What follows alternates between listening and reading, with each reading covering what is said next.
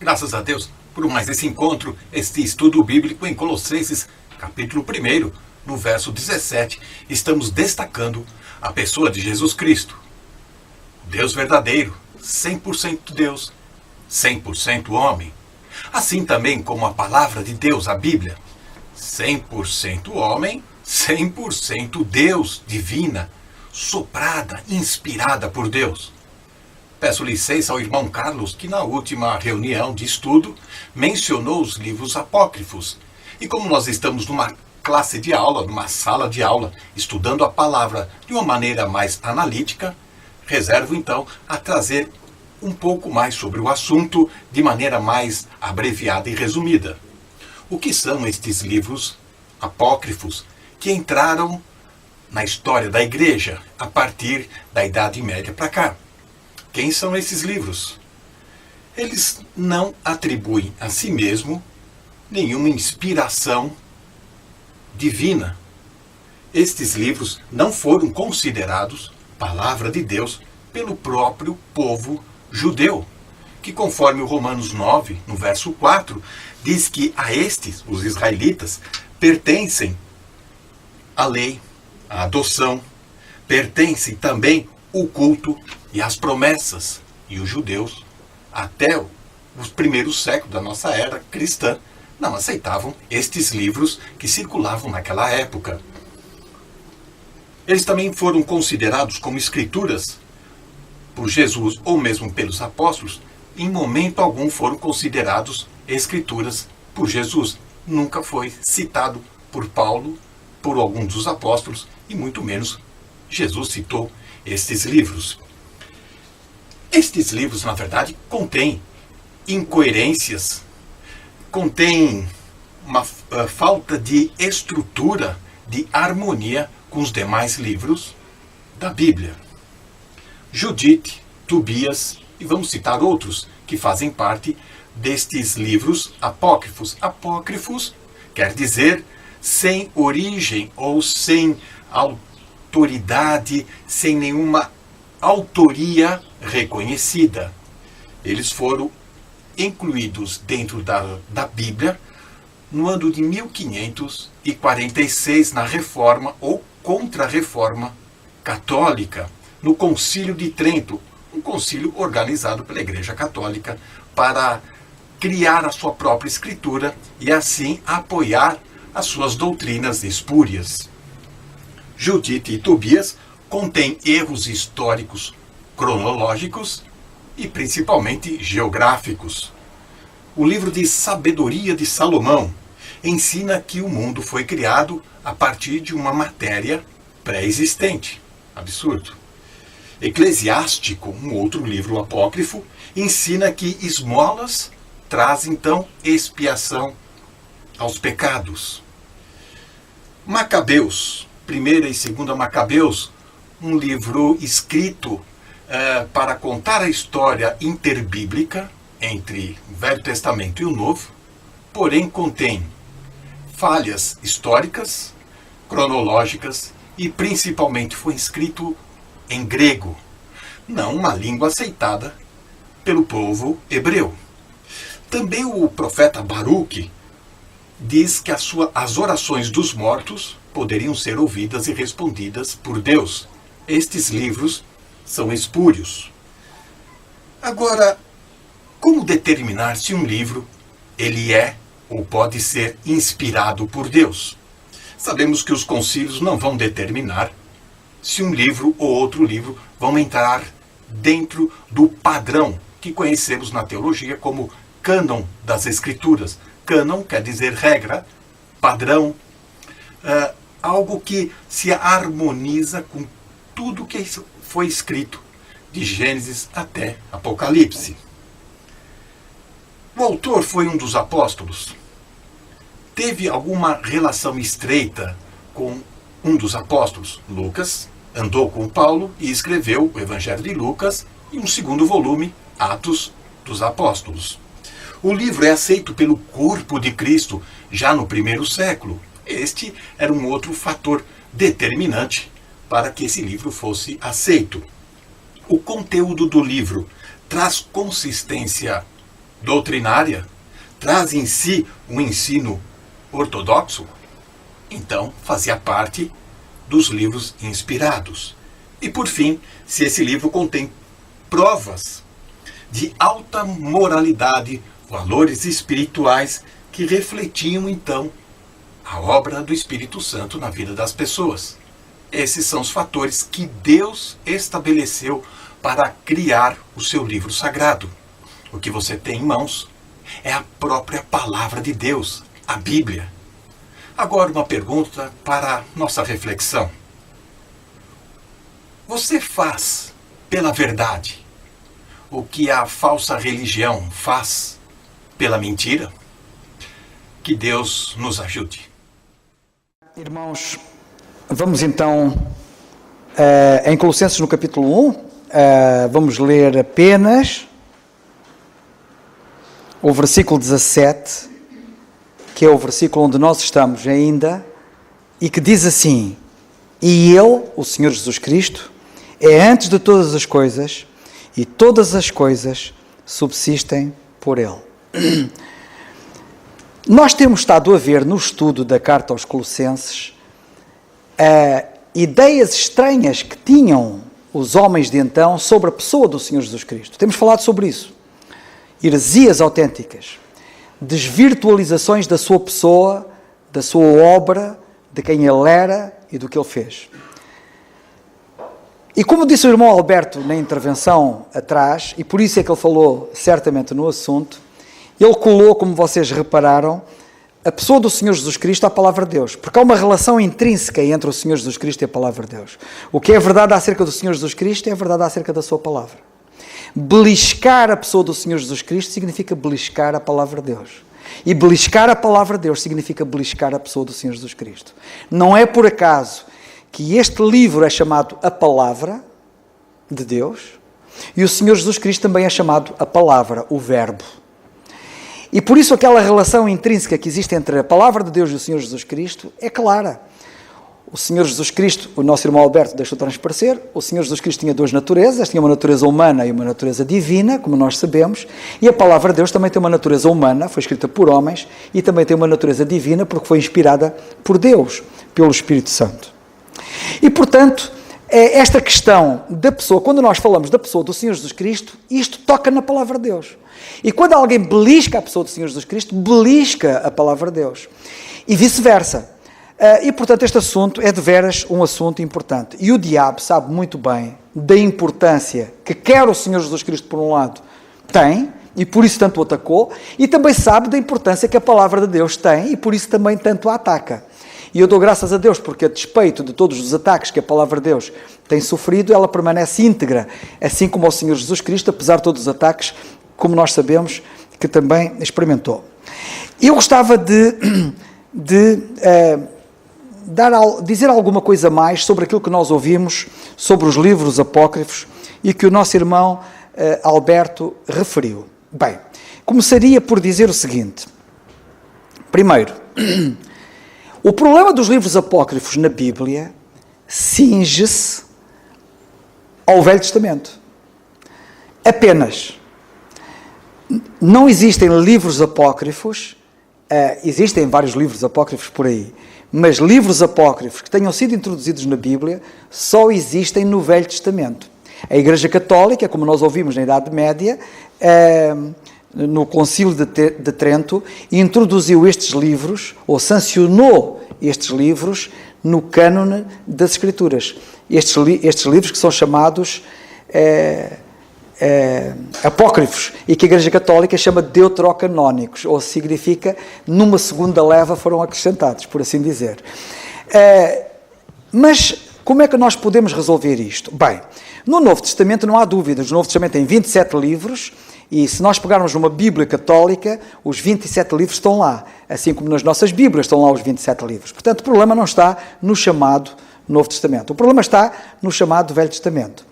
E aqui é fácil de resolver a questão. Eu, aqui há uns anos atrás, evangelizei uma família e pessoas que iam lá à casa nessa família, que eram muito católicos, e tive a alegria de ver, pelo menos, o chefe da família, espero eu, na glória. Ele depois, entretanto, faleceu. E uma das grandes dificuldades, tivemos grandes debates, tivemos grandes conversas, eu ia todas as semanas ensinar a palavra de Deus lá a casa, e até que eu tive a alegria de o ver com a certeza da salvação, mas isto demorou, já não me recordo, mas foram provavelmente poucos anos, mas foram ainda uns anos. E uma das grandes dúvidas que ele tinha era como é que eu podia provar que os livros que a Igreja Católica tinha a mais, os chamados livros apócrifos, estava errado. Porquê é que estava errado? E eu tive grandes conversas com ele, disse-lhe muitas coisas, algumas das quais nós ouvimos aqui, outras que ainda vou referir, mas havia uma coisa muito importante que eu lhe disse a ele. Eu disse-lhe a ele, olha, ele chamava-se Sr. Alberto Moreira, e eu disse, Sr. Alberto, o Sr. Alberto agora vai a Israel, não vai? Então, por via das dúvidas, quando chegar a Israel, tente saber, junto dos judeus lá, que livros é que estão na Bíblia deles, porque eles só aceitam o Velho Testamento, eles não têm o Novo Testamento. E eu disse-lhe a ele, e sabe que o Velho Testamento foi dado a eles. Antes de haver Igreja Católica, ou antes de haver qualquer outra igreja, o povo judeu tinha a palavra de Deus, que foi dada ao povo de Deus. E, portanto, chegou ao pé de um judeu e perguntou, olha, quais são os livros que ele tem? E os livros que eles lá têm são, de facto, apenas 39 livros. Portanto, não existe lá nenhum desses livros chamados apócrifos. Eu gostava e ele, quando lá foi, ele foi lá e confirmou aquilo, e quando voltou ele disse, tens razão, de facto, na Bíblia deles eles não têm mesmo esses livros. E eu já sabia disso, não é? Naturalmente. Eu gostava de ler uma passagem, o nosso irmão Alberto citou Romanos capítulo 9, mas eu gostava de citar Romanos capítulo 3. E Romanos 3, versículos 1 e 2, diz assim, o apóstolo, qual é logo a vantagem do judeu? Ou qual a utilidade da circuncisão? Muita, em toda a maneira, porque primeiramente as palavras de Deus lhe foram confiadas. Notem o que Paulo diz aqui aos romanos, as palavras de Deus foram primeiramente confiadas aos judeus. E, portanto, a palavra de Deus foi confiada aos judeus, eles são os detentores da palavra de Deus, do Velho Testamento, e, portanto, eles não têm nada desses livros chamados apócrifos. Eu gostaria também, até por uma questão histórica, eu penso que é importante sabermos a origem, como é que surgiram estes livros apócrifos introduzidos na Bíblia. Como vocês sabem, os judeus foram dispersos pelo mundo, devido à dispersão, devido à sua incredulidade, como nós sabemos na história. E quando um grande número deles se encontrava disperso pelo mundo, a língua da moda na altura era a língua grega. O grego era a língua da moda nessa época. E o rei do Egito, havia um rei no Egito que era chamado o rei Ptolomeu, esse rei tinha fundado lá no Egito uma enorme biblioteca, uma biblioteca grandíssima. E ele quis enriquecer essa biblioteca muito grande que ele tinha, o rei Ptolomeu no Egito, com os livros sagrados. E então, o que é que fez esse rei Ptolomeu no Egito? Encarregou 70 sábios, na época, para eles efetuarem a tradução do hebraico para o grego das escrituras do Velho Testamento. Que, diga-se, é uma péssima tradução. A tradução desses 70 sábios gregos do hebraico para a língua grega. E já agora deixai-me dizer que essa tradução é que deu origem à chamada versão da Bíblia chamada a Septuaginta. Ela chama Septuaginta, essa versão da Bíblia, que é o Velho Testamento em grego, porque o Velho Testamento originalmente está escrito na língua hebraica, e o Velho Testamento em grego, que é a versão da Septuaginta, é chamada Septuaginta exatamente por causa dos 70, Septuaginta tem a ver com 70, e tem a ver com os tais 70 sábios que ele encarregou de fazer essa tradução. E esses indivíduos, quando fizeram essa tradução, foram eles que introduziram uma série de livros apócrifos na Bíblia. Para além dos livros do cânon judaico normal, que os hebreus tinham na língua hebraica, eles introduziram livros apócrifos nessa tradução da Septuaginta. E havia muitos judeus degenerados, chamados judeus helénicos, não é? Que estando eles helenizados, por assim dizer, mais do que judaizados, gostavam muito da ideia que isso tivesse acontecido. De facto, eles eram indivíduos degenerados. E então surgiu assim a Bíblia com os livros apócrifos, através dessa tradução que se tornou muito famosa, porque se falava muito nela, traduzida pelos 70 sábios gregos. Ora bem, o que é que eu queria dizer agora a seguir sobre esta matéria? Evidentemente que os judeus clássicos, os ortodoxos, não gostaram nada daquele trabalho. Em primeiro lugar, porque a palavra de Deus era sagrada para eles e traduzir a Bíblia do hebraico para o grego era uma blasfémia. Eles não aceitavam que a palavra de Deus fosse traduzida do hebraico para outra língua, neste caso para a língua grega. Para uma língua que eles consideravam uma língua estranha. E esse dia foi considerado, quando isso aconteceu, um dia de grande amargura para Israel. Um dia de tanta amargura para Israel, um dia de tanta tristeza para Israel, como foi quando, dizem os historiadores, como foi quando aconteceu o caso do bezerro de ouro, no tempo de Moisés. E durante muito tempo, eles fizeram um jejum anual por causa deste acontecimento, para deplorar esta situação. Alguns ainda hoje observam esse jejum, que é no dia 8 do mês Tabeth.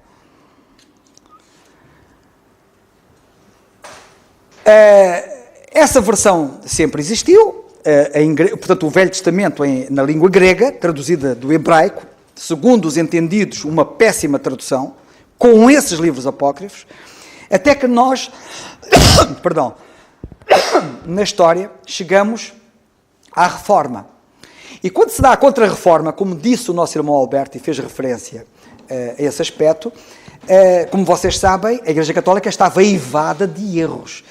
E muitos desses erros entraram naturalmente exatamente por coisas como estas, que estes livros e outras coisas tradicionais, mas não bíblicas, foram minando a fé dos crentes na altura.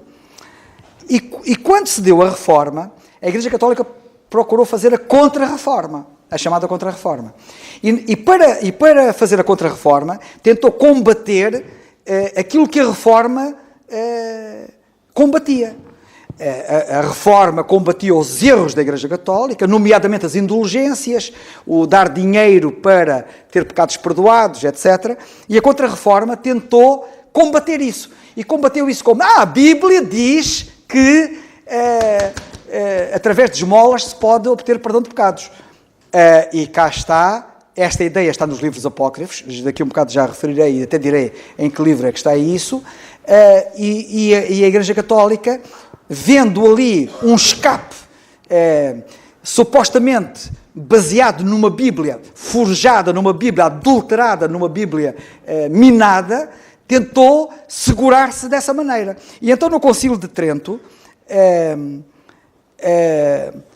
São Jerónimo, o chamado São Jerónimo, Jerónimo foi encarregado de fazer a tradução, nesse Concílio de Trento, foi encarregado de fazer a tradução dessa versão dos 70, da Septuaginta, para a língua latina, para o latim. E ele fez a tradução, tanto que existe a tradução de Jerónimo, é chamada a Vulgata do latim. A Vulgata do latim é uma tradução feita por Jerónimo da versão dos 70 sábios para o latim.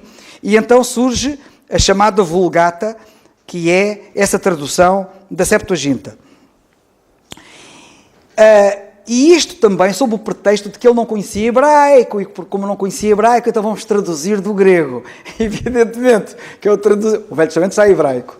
E então, ele não conhecia hebraico, era a desculpa, como ele não conhecia hebraico e sabia grego, vamos traduzir do grego. E evidentemente que ao traduzir do grego, o que havia do grego do Velho Testamento era uma versão adulterada com os livros apócrifos, não é? Além de ser uma má versão. O resultado foi a Vulgata, de onde foram traduzidas, para quem não sabe, a maioria das versões católicas. A maioria das versões da Bíblia católicas não foram traduzidas das línguas originais, foram traduzidas exatamente da Vulgata. E por isso é que as Bíblias católicas têm lá os livros apócrifos. Ok? Portanto, as Bíblias católicas normalmente são já a tradução de tradução. Já é uma tradução de uma tradução, o que já de si revela a fraqueza dessas Bíblias. E outra coisa muito importante, a versão de João Ferreira de Almeida, que nós utilizamos da Palavra de Deus, foi traduzida diretamente da língua original. Bem, depois de ter feito este introito, que eu penso que é importante, porque já que estamos a falar no assunto, então vamos falar um pouco mais no assunto para conhecermos melhor o assunto, convém também dizer que quando os livros foram traduzidos na Septuaginta, não é? Quando a Bíblia do Velho Testamento no hebraico foi traduzida para a língua grega, os livros eram 14. Quando a Vulgata surge uma tradução da Septuaginta, os livros são 14. As Bíblias católicas inicialmente tinham 14 livros a mais. Até que finalmente, depois, tiraram 7 e ficaram 7. Só para vos dar uma ideia, os livros apócrifos que atualmente estão nas Bíblias católicas no Velho Testamento são o livro de Tobias, de Judite, de Sabedoria, de Eclesiástico, de Baruque, 1º e 2º de Macabeus, e acrescentaram no capítulo 10 do livro de Esther os versículos 4 a 16 e também o 24, e em Daniel no capítulo 3 acrescentaram do versículos 24 a 90 e os capítulos 13 e 14, que o livro de Daniel não tem. Só para vocês verem o que é que os apócrifos trouxeram, acrescentando à Palavra de Deus. Outros livros que existiam dos tais que foram retirados e que estiveram originalmente nas Bíblias católicas eram o 3º livro de Esdras, o 4º livro de Esdras, a oração de Zarias, uma carta de Jeremias, uma oração de Manassés, que eram livros que também estiveram nos livros apócrifos. E aqui apetece quase dizer assim, quando se fala com católicos, isto tem que ser dito claramente, eu não tenho problema nenhum em dizer o que vou dizer, porque se deve ser dito, e por isso é que estamos aqui a estudar a Palavra de Deus e conhecer a Palavra de Deus na sua pureza. Aos católicos tem que ser dito muito claramente, com muito amor e carinho, naturalmente, mas tem que ser dito. Que credibilidade me merecem vocês? Que hoje a Palavra de Deus tem uns livros e amanhã tem outros livros. Que garantias tenho eu de que amanhã terá livros a menos? Ou terá livros a mais? É isto a Palavra de Deus? Só aí perdem logo toda a credibilidade. E isto parece-me uma nota muito importante a sublinhar. Sabem que a Igreja Católica, nesse tal Concílio de Trento, disse isto. A Igreja Católica, naturalmente, sempre considerou as Escrituras, junto com a tradição, como a regra suprema de fé. Como a regra suprema de fé. E sempre as considerará assim. Isto foi dito no Concílio de Trento. Suprema regra de fé, os livros apócrifos, juntamente com a Palavra de Deus. E sempre será assim. Com a tradição, reparem, com a tradição. Porque a Igreja Católica sempre fez muito jus à questão da tradição. E sabem o que é que o Senhor Jesus Cristo disse, na verdade? Invalidais o mandamento de Deus pelas vossas tradições, como nós sabemos. E isso está escrito. E assim, capítulo 15, versículo 6 de Mateus, lemos, e assim invalidastes pela vossa tradição o mandamento de Deus. E nós podíamos dizer, e assim vocês, católicos, invalidaram o mandamento de Deus, a palavra de Deus, pela vossa tradição. Sabem que a Bíblia é muito assertiva a este respeito. Por exemplo, em Deuteronômio 4.2, eu cito, lemos assim, não acrescentareis à palavra que vos mando, nem diminuireis dela, para que guardeis os mandamentos do Senhor vosso Deus que eu vos mando. Em Deuteronômio 12.32 lemos, tudo o que eu vos ordeno observareis, nada lhe acrescentarás, nem diminuirás. Provérbios 36 diz, nada acrescentes às suas palavras para que não te repreenda e sejas achado mentiroso. Nós estamos perante gente mentirosa. Se estamos perante gente que diz que a Bíblia é isto, e daqui a um bocado já não é isto, é aquilo, estamos perante gente mentirosa. E por isso é que a Bíblia diz, não acrescentes nem diminuas. E se por um lado a Igreja Católica acrescenta livros à Bíblia, as chamadas testemunhas de Jeová retiraram passagens da Bíblia. É tão grave acrescentar quanto tirar. E isto as pessoas têm que saber. Bem,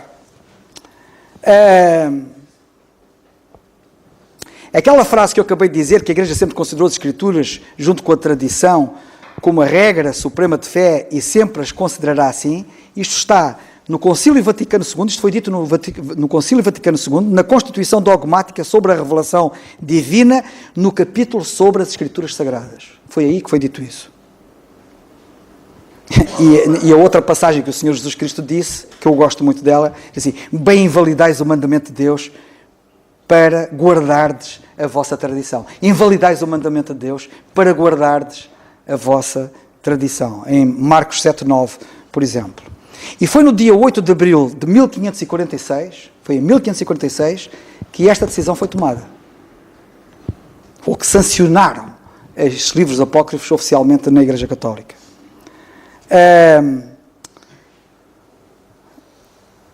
Já disse uma coisa muito importante, que é: estes livros não fazem parte da Bíblia judaica. Em segundo lugar, estes livros, disse o irmão Alberto e bem, nunca são citados pelos outros escritores na Bíblia. Nunca são citados. Sabem que o Senhor Jesus Cristo, a Bíblia, toda ela quase citada, praticamente nos discursos do Senhor Jesus Cristo e dos outros escritores da Bíblia, estão permanentemente a citar escrituras do Velho Testamento. Nenhum desses livros é citado em nenhuma circunstância. Depois tem uma série de erros. E erros grosseiros. Erros contrários às Escrituras. Por exemplo, o livro de Tobias apresenta os anjos bons, a mentirem. Como é que é possível? E está em Tobias, capítulo 5, versículos 10 a 14, vemos anjos, chamados anjos bons, a mentirem. Invenção de anjos. Por exemplo, não sei se vocês sabiam, ainda há dias eu falei, quando falamos aqui acerca dos anjos, estivemos aqui a estudar os principados, as potestades, estivemos aqui a analisar, neste contexto da nossa passagem em Colossenses, e eu referi-me a alguns anjos, como Gabriel, como Miguel, e falamos dos vários príncipes ou principados, e eu até disse: Rafael é um anjo que não está na Bíblia, mas está nos livros apócrifos. Nos livros apócrifos falam num anjo chamado Rafael, mas é nos livros apócrifos, não está na pura palavra de Deus. Outra coisa curiosa, nenhum destes livros reclama inspiração. Nenhum destes livros reclama para si inspiração. Ao contrário dos outros livros, não é? Nenhum destes livros reclama para si inspiração. E outra coisa curiosa, como disse o irmão Alberto e bem, estes livros surgem no período entre o fim do Velho Testamento, assim chamado, e o início do Novo Testamento, que é um período de cerca de 400 anos, se não estou em erro. Que é um período de cerca de 400 anos. E o Senhor Jesus Cristo, e aí convinha que vocês lessem, em Lucas capítulo 11, Lucas 11, se vocês quiserem ver, que é uma coisa curiosa. Sabem o que é que o Senhor Jesus Cristo disse? O Senhor Jesus Cristo eliminou qualquer possibilidade ou qualquer veleidade destes indivíduos que querem enganar as pessoas. No capítulo 11 e no versículo 51, ele disse assim, palavras do Senhor Jesus Cristo: desde o sangue de Abel até ao sangue de Zacarias, que foi morto entre o altar e o templo, assim vos digo, será requerido desta geração. Ou seja, ele limita a Zacarias, ponto final. De Abel a Zacarias, ponto final. Que é uma coisa também digna de atenção. Portanto, eu já referi-me ao facto de que deuterocanónico, a Igreja Católica chama estes livros, que nós chamamos apócrifos, chama-lhes de deuterocanónicos, e exatamente porque eles entram no cânone num segundo momento. Como eles entram no cânone num segundo momento, são chamados deuterocanónicos. Apócrifo quer dizer espúrio, o irmão Alberto utilizou a palavra espúrio, por exemplo, quer dizer falso, quer dizer não inspirado. O que é que eu queria agora muito rapidamente referir? Livro de Tobias, por exemplo. O livro de Tobias, que é um dos livros apócrifos, nos capítulos 4 e no capítulo 18, fala da justificação pelas obras. Uma coisa muito querida da Igreja Católica, como é óbvio. Justificação pelas obras. Mediação dos santos, no capítulo 12, apresenta a mediação dos santos. Apresenta várias superstições. Já me referi ao facto de um anjo enganar Tobias, ou mentir a Tobias, ou ensinar, inclusivamente, a mentir. Temos um anjo no capítulo 5 de Tobias. No livro de Judite, nós temos uma viúva formosa a salvar uma cidade, enganando um general inimigo e decapitando, mostrando que os fins justificam os meios. Baruque, temos a intercessão pelos mortos, no capítulo 3 e versículo 4. É aqui que a Igreja Católica se baseia na intercessão pelos mortos, porque na palavra de Deus não tem essa possibilidade. No livro de Eclesiástico temos também a justificação pelas obras, trato cruel aos escravos, no capítulo 33, 26 a 30 e 42, 1 a 5. E temos um incentivo a odiar os samaritanos, no capítulo 50, versículos 27 e 28. Coisa que não vemos nas Escrituras da parte do Senhor Jesus Cristo. No livro Sabedoria de Salomão, vemos o corpo como prisão da alma. Como é que é possível? Corpo, prisão da alma, no capítulo 9, versículo 15. Temos uma doutrina estranha sobre a origem e o destino da alma, em que a alma, eu não sei se vocês, não sei se esta é uma ideia, que eu não sei se algum dia vocês ouviram, mas às vezes já há quem fale nela, que é a ideia de, será que a minha alma já existia antes de eu existir? Será que a minha alma já lá estava antes de... Quando é que foi a minha alma criada? A ideia da alma antes vem daqui. Salvação pela sabedoria também é defendida neste livro. E em Macabeus, no segundo livro de Macabeus, nós temos também a oração pelos mortos. Temos o culto e missa pelos mortos. Temos o próprio autor a não se julgar inspirado. No capítulo 15, versículos 38 a 40 e 2, 25 a 27, o próprio autor dos Macabeus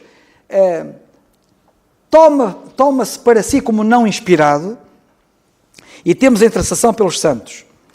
Nas adições a Daniel, que eu já referi há bocado, nós temos ali histórias sobre a necessidade de se praticar idolatria. É incrível. Por isso é que eles são bem idólatras, como nós sabemos. E depois temos muitas outras coisas. Temos histórias fictícias, lendárias, absurdas. Temos erros históricos, geográficos. O nosso irmão, há pouco, referiu-se a esses erros históricos e geográficos. Temos ensino de artes mágicas e de feitiçaria como um método de exorcismo. Fazer feitiçaria como um método de exorcismo. Nós temos isso em Tobias, por exemplo. Temos ali o ensino de que as esmolas e as boas obras limpam os pecados e salvam as almas, nesses vários livros. Eu não vou citar o que estes livros dizem, porque também não interessa, mas estou apenas a mencionar os erros que eles praticam. Temos o ensino do perdão dos pecados através das orações, o ensino da oração pelos mortos. Temos a existência de um lugar chamado purgatório. É lá que nós temos isso, no livro de sabedoria. No livro de sabedoria temos esse ensino. E temos uma série de atitudes anticristãs, como vingança, crueldade, egoísmo, que são ensinados também nestes livros.